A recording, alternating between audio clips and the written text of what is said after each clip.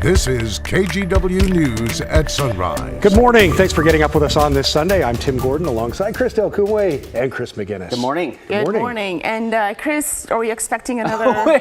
We're sitting here talking about our fashion here. You're dressed a little too warm. I know. I'm probably going to lose the tie. And you must be warm in that dress too. It is a lovely dress. It is a lovely day to wear probably very lightweight, loose-fitting clothing.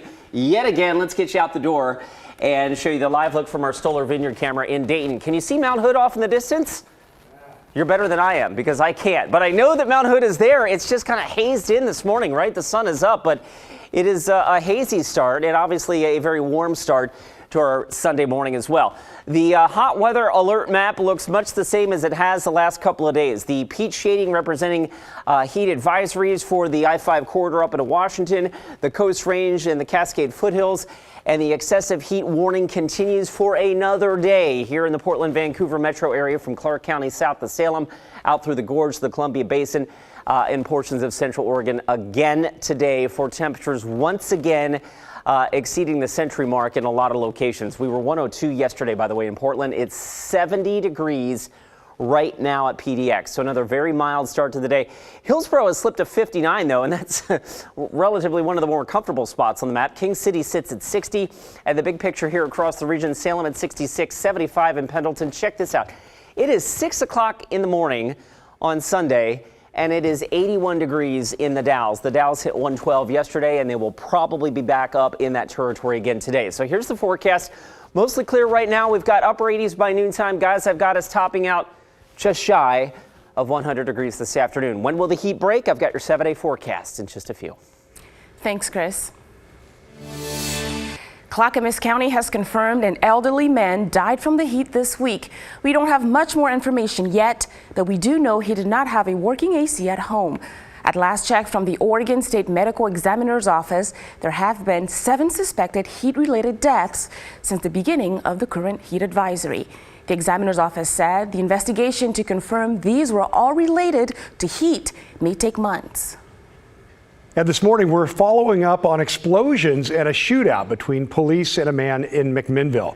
Police responded Saturday morning to Southwest Mount Mazama Street.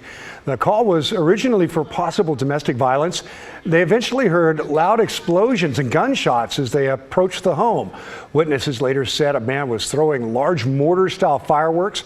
Law enforcement sent out a reverse 911 call for neighbors to shelter in place. Around noon, officers reported shots being fired toward them, so they shot back. There was a point in time where 2 McMinnville police officers did exchange gunfire with the individual inside the residence.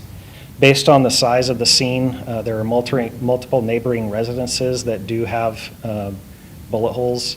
There were a number of rounds fired. I don't have anywhere close to an estimation of number of rounds fired at this point. Now, the suspect eventually surrendered and was taken to the hospital as a precaution, but he did not seem hurt. Police said no one else was home, and it appears the man was emotionally disturbed. Right now, we don't know if that man was been charged or not. We asked police if this case was connected to 2 possible homemade explosion cases in McMinnville, but they do not have evidence of that. We have now an update on Portland's ongoing gun violence issue. 1 person is dead from a shooting in Old Town. 2 others are recovering as police look for the gunman and ask once again for the public for help. I spoke with neighbors who say, sadly, by now, they're used to all of this. This was the scene Friday night on Northwest 5th and Cooch. Officers responded to a shots fired call just after 9:30 and say 3 people were hit. 1 was taken to the hospital but later died. Another had life-threatening injuries, and a 3rd was treated at the scene. That's just Old Town, yeah. On Saturday morning, I can't say I'm entirely surprised. news of the shooting I'm gonna keep it real. I'm not really surprised anymore. felt like part of the norm for people living and working nearby. It's a different element these days down here. Josh Drennan is a stylist at Bridgetown Barber Society on Northwest 5th. He remembers another shooting just a few days ago. You can still see there's a bullet hole over there going into the storefront, which seems to be kind of like commonplace these days. I think 3-4 weeks ago, there was a shooting in the parking lot. Jordan Cardenas works at Deadstock Coffee on Northwest Cooch. But there was a whole bunch of stray bullets, and 2 of them broke our window on the right side. And one hit, both of them hit our fridge, and one hit the top and the side of the fridge. And that was pretty tough, I'm not gonna lie, because where they shot was where our head's at usually. Portland's Old Town neighborhood has seen several shootings and fights in recent months. Portland police say Friday's deadly shooting marks the city's 47th shooting homicide this year. Something gotta change. I'm sick of seeing shootings. Jordan hopes this neighborhood makes a comeback. A lot of the businesses in the area are really dope. So I feel like Chinatown as a whole has a lot of potential, and we're slowly getting there.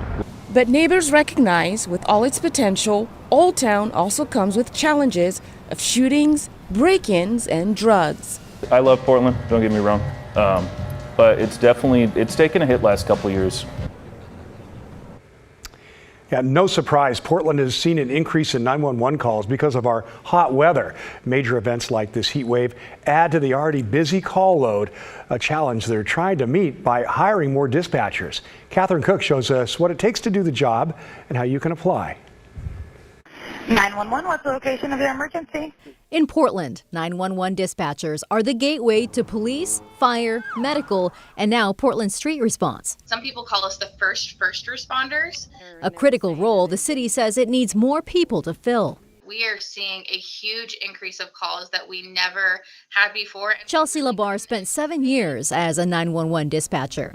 Now she trains them. For Portland's Bureau of Emergency Communications, that starts with a 12-week in-house academy, then working with a coach while taking live calls. You feel excited, you feel a sense of responsibility, you feel a sense of importance. There's, it's kind of scary. Every call is different. Right now, BOEC has 104 dispatchers. They're aiming for at least 131.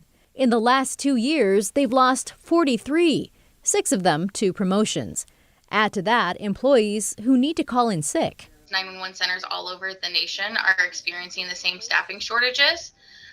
We have growing communities, and we're just not hiring enough to meet those needs. Last summer, a KGW investigation found BOEC wasn't answering 911 calls fast enough and often failed to meet the national standard of answering 90% of all 911 calls within 15 seconds.